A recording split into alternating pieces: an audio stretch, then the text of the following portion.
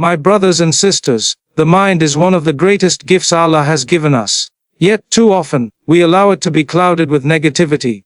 Thoughts that steal our peace, limit our potential, and distance us from the blessings that are already within our reach. Remember, you cannot live a positive life with a negative mind. Just as a garden will bloom when watered with care, your mind will flourish when nurtured with gratitude, faith, and hope. Today, let us talk about reprogramming our minds, removing the weeds of negativity and planting seeds that will bear fruits of success, peace, and purpose. Negative thoughts are rarely random. They have a beginning, a source, and a story behind them. Many times, we simply allow them to enter our hearts and minds without questioning why they are there, or what purpose they serve. If you trace these thoughts back to their origin, you may find they stem from a painful experience in the past, an unkind word from someone you valued, a disappointment that made you doubt yourself, or even a false belief you've repeated so many times that it feels like truth. Recognizing the source is the first step in taking away its power. Imagine if someone kept leaving rubbish at your doorstep every morning, and you never questioned where it came from. It would keep piling up until your home became unbearable. But the moment you catch the person and address the cause, you can stop the flow. Negative thinking works the same way. It may come from certain environments where people constantly complain, criticize, and focus only on what's wrong. It may come from media that thrives on fear, bad news, and comparison, feeding the mind with seeds of worry and inadequacy. It may even come from your own unchecked self-talk.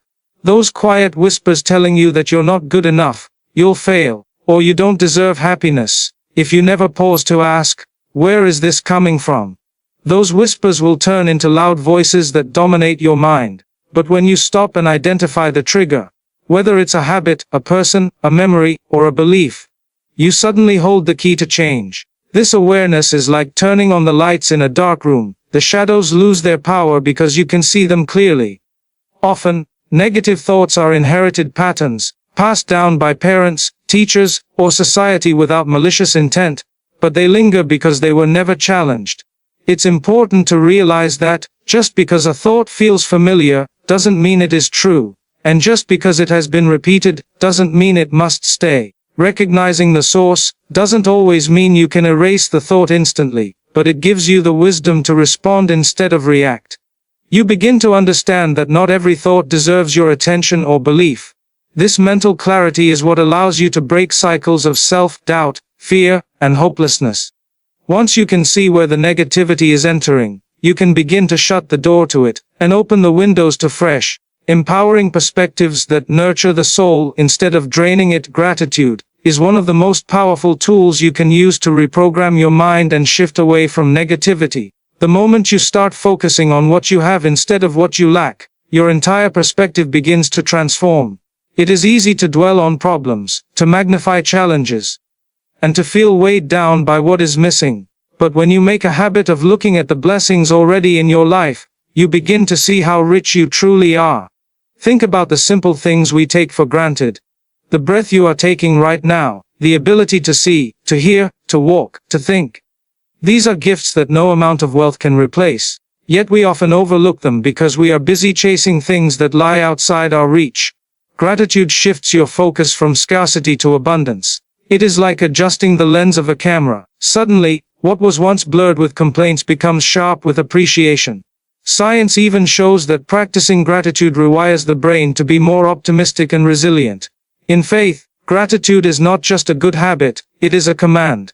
The more thankful you are to Allah, the more blessings you attract, because gratitude opens your heart to receive. Even in hardship, there is always something to be thankful for. Perhaps a lesson learned, a new strength discovered, or a protection from something far worse. When you start each day by listing the things you are grateful for, you begin to train your mind to search for the good, instead of dwelling on the bad. It could be the warmth of the sun on your face, a kind word from a friend, a meal on your table, or the fact that you woke up alive when so many did not. The power of gratitude is that it multiplies. The more you acknowledge your blessings, the more you see them. It doesn't erase life's challenges, but it changes how you face them, because you realize you are not empty-handed. Gratitude also silences envy and comparison, two of the biggest sources of negative thinking. When you are busy counting your own blessings, you have no time to measure your life against others. Instead, you find peace in what has been written for you, trusting that Allah's plan is perfect, even if you do not see the full picture yet. Gratitude softens the heart, calms the mind, and lifts the soul. It turns your focus away from complaints that drain you toward appreciation that strengthens you, and it reminds you that even in the smallest things, there is a reason to smile. What you allow into your mind becomes the raw material from which your thoughts are formed, and your thoughts shape your emotions, decisions, and ultimately your life. Guarding your input means being intentional about what you expose yourself to every single day. If you constantly feed your mind with fear, gossip, negativity, and comparison, it will naturally produce anxiety, doubt, and dissatisfaction. Just as your physical health depends on the food you consume, your mental and spiritual health depend on the information, conversations, and images you take in. Many people underestimate the effect of their surroundings. The media they watch, the social media accounts they follow, the music they listen to, and even the people they spend time with. Every one of these is like a seed planted in the soil of your mind, and over time, those seeds will grow into either nourishing fruits or choking weeds. If you repeatedly hear hopeless messages, constant complaints, or destructive criticism, your mind begins to adopt that as the norm. Soon you find yourself speaking the same way, thinking the same way, and expecting the same results. Guarding your input does not mean avoiding reality or pretending problems don't exist, but it means choosing sources that uplift, educate, and inspire you rather than those that drain your energy. It means setting boundaries with people who only bring negativity into your life, even if they are close to you, and surrounding yourself with those who remind you of your values, your goals, and your worth.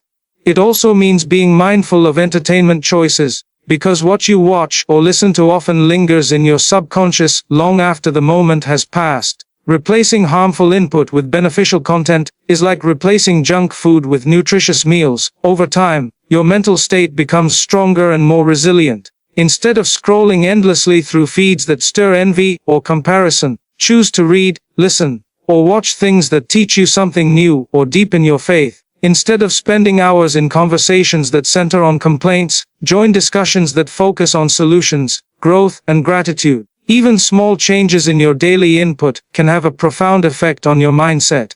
Just as you would not leave your home's door wide open for anyone to enter, do not leave your mind unprotected for any thought, image, or idea to take root. You have the power to decide what enters, and by doing so, you create a mental environment where positivity can grow and negativity struggles to survive. The words you speak carry immense power, not just in influencing others but in shaping the way you see yourself. Every time you speak, you are reinforcing a certain image and belief in your own mind, and over time, that becomes your reality. Speaking life over yourself means consciously choosing words that build you up instead of tearing you down. Many people are quick to speak negatively about themselves, sometimes without even realizing it. They say things like, "I'm so stupid," "I can't do this," or "I always fail." And these statements become like chains around their minds, limiting what they believe they can achieve. The human brain is deeply influenced by repetition. What you say often, you eventually begin to believe, even if it started as a joke or casual remark. When you speak words of encouragement to yourself, you create a mental atmosphere of confidence, hope, and resilience. This doesn't mean you ignore your mistakes or weaknesses, but it means you speak about them in a way that focuses on growth instead of defeat. Instead of saying, "I'm terrible at this," you say, "I'm learning and getting better." Instead of saying, "I'll never succeed," you say, "I'm taking steps towards success every day." These small shifts in language can reprogram the way you approach challenges. Your words also have the power to influence your emotions in the present moment. Saying something positive out loud can immediately change your mood and outlook, while negative speech can drag you deeper into frustration or hopelessness. Faith teaches us to be mindful of our speech, reminding us that every word is recorded and carries weight. This applies not only to what we say to others, but also to what we say to ourselves in private moments. Speaking life means affirming your worth, acknowledging your blessings, and reminding yourself that your potential is greater than your current circumstances. It means talking to yourself as you would to a dear friend, with kindness, encouragement, and belief in their ability to grow. When you start replacing self-criticism with self-compassion, you give your mind the strength to face difficulties without giving up. You also become less dependent on external validation because you've learned to find strength from within. Over time, this practice becomes second nature, and your inner voice becomes your biggest supporter, instead of your harshest critic. The power of speaking life is that it not only changes how you see yourself but also changes how others see and treat you, because confidence and positivity are contagious, and they begin with the words you choose to release into the world. The people you choose to surround yourself with play a far greater role in shaping your mindset than most realize. Human beings are deeply influenced by the environment they are in, and this influence works silently but powerfully. If you spend most of your time around individuals who are negative, constantly complaining, criticizing, or doubting themselves and others, it will slowly begin to seep into your own thinking. You may not notice it at first, but the tone of their speech, the focus of their conversations, and their attitude toward life will become a mirror you start reflecting. On the other hand, when you are in the company of people who uplift you, encourage you, and remind you of your potential, your own thoughts and emotions begin to rise to match theirs. Surrounding yourself with positive company is not about creating a bubble where you avoid everyone who faces struggles, because everyone has challenges. It is about being with those who, despite their struggles, choose hope over despair, solutions over complaints, and faith over fear. Positive people have a way of opening your eyes to possibilities you might never have considered. They are often the ones who believe in you, even when you doubt yourself, who speak words of encouragement at just the right time, and who push you to step out of your comfort zone to grow. Their presence alone can act as a shield against negativity, because they naturally focus on what can be done rather than what cannot. They will celebrate your progress, no matter how small, and when you stumble, they will help you see the lesson, rather than just the failure. Such people are like sunlight to a plant. They help you grow in ways you might not have managed on your own. At the same time, surrounding yourself with positive company also means setting boundaries with those whose influence consistently drags you down. This can be difficult, especially if they are family members, old friends, or colleagues you see every day. But protecting your mental and spiritual space is essential if you want to reprogram your mind for lasting positivity. Boundaries do not have to be harsh or unkind. They can be as simple as limiting the amount of time you spend with certain people, steering conversations away from destructive topics, or politely excusing yourself when negativity becomes overwhelming. By doing this, you are not rejecting the person, but you are rejecting the harmful influence they may bring into your life. There is also the principle that you become like the 5 people you spend the most time with. If those 5 are driven, faithful, and optimistic, chances are you will develop similar traits. If they are constantly pessimistic and doubtful, you will likely absorb some of that energy as well. This is why being intentional about your inner circle is so important. Your mind is like a sponge. It absorbs the attitudes, habits, and beliefs of those around you. If your goal is to eliminate negative thinking, then surrounding yourself with positive people is like placing your sponge in clean, fresh water instead of muddy, polluted water. Positive company is not limited to people you meet face to face. In today's world, it can also include the voices you listen to through books, podcasts, videos, and other forms of media. You may not be able to change every aspect of your physical environment immediately, but you can choose whose voices you allow to influence you. By filling your daily input with uplifting, educational, and inspiring messages, you are, in a way, surrounding yourself with positive company, even when alone. This can make a huge difference in how you think and feel, because it keeps your mind anchored to hope and growth, rather than to fear and stagnation. It is also worth noting that surrounding yourself with positive company is not a passive act. It requires effort and sometimes sacrifice. You might need to step away from familiar but unhelpful social circles and seek out new ones that align with your values and goals. This might involve joining a community group, attending events, participating in activities that interest you, or even volunteering for causes you care about. These environments naturally attract people with a similar outlook, making it easier to form genuine connections with those who will inspire and challenge you in a healthy way. The benefits of positive company go beyond mindset. They can influence your habits, your resilience, and even your spiritual connection. When you are around people who remind you to be grateful, to trust in Allah's plan, and to focus on the blessings you have, you naturally start living with a more hopeful and content heart. When you are in the company of those who live with integrity, discipline, and kindness, you begin to model those same behaviors in your own life. This ripple effect is one of the most powerful ways to transform your thinking, because it does not rely on willpower alone. It is supported by a community that reflects and reinforces the values you want to live by. Another important aspect is accountability. Positive people not only cheer you on when you are doing well, but also hold you accountable when you start slipping into negativity or destructive habits. They remind you of your commitments, help you realign your focus, and encourage you to keep going when you feel like giving up. This kind of accountability is not about control but about care. They want to see you succeed and will not let you settle for less than your potential. Over time, this support system becomes a safety net that catches you during difficult moments and gives you the push you need to keep moving forward. Finally, surrounding yourself with positive company creates an environment where growth becomes natural. Just as a seed will grow more easily in fertile soil with enough sunlight and water, your mind will flourish in an environment of kindness, encouragement, and faith. When you consistently receive messages of hope, resilience, and possibility from the people around you, your brain starts to adopt these as its default patterns. Negativity loses its grip because it no longer feels familiar or normal. Instead, optimism and gratitude become your new standard of thinking. This is how your environment and your relationships can help reprogram your mind for good. By creating a space where negativity cannot thrive, and where positivity becomes the air you breathe, anchoring your mind in faith is one of the most powerful ways to eliminate negative thinking, because faith gives you a foundation that remains steady even when life feels uncertain.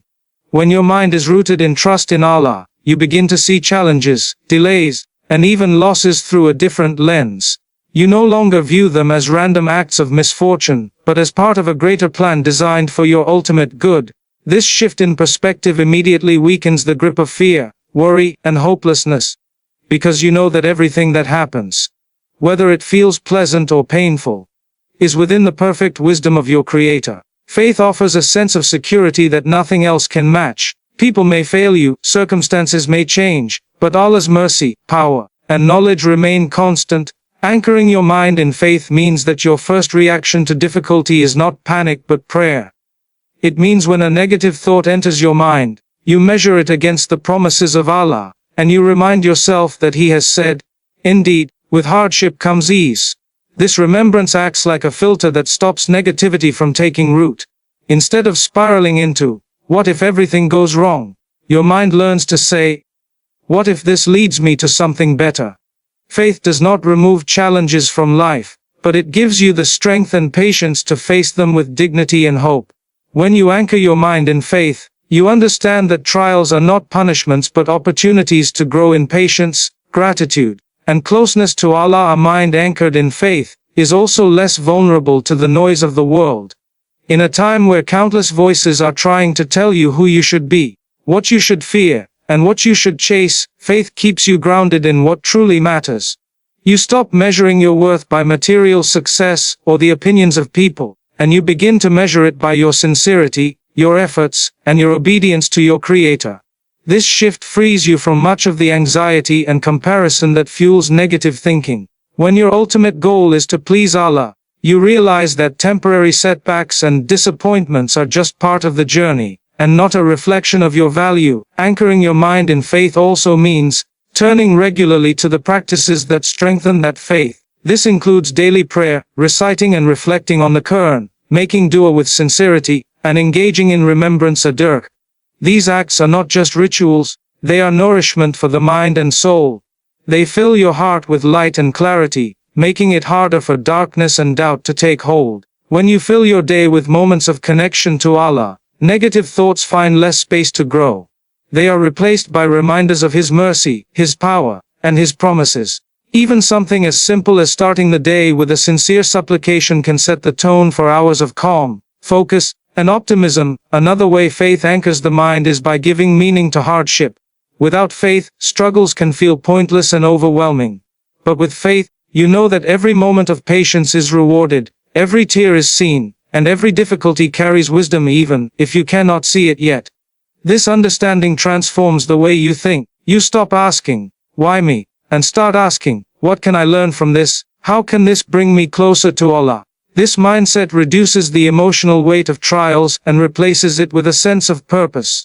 It is much harder for negative thoughts to dominate when you believe that your struggle is part of a path that leads to something greater than this world. Faith also strengthens your resilience in moments of uncertainty. Life is full of unknowns. We cannot control the future, and this lack of control often fuels anxiety.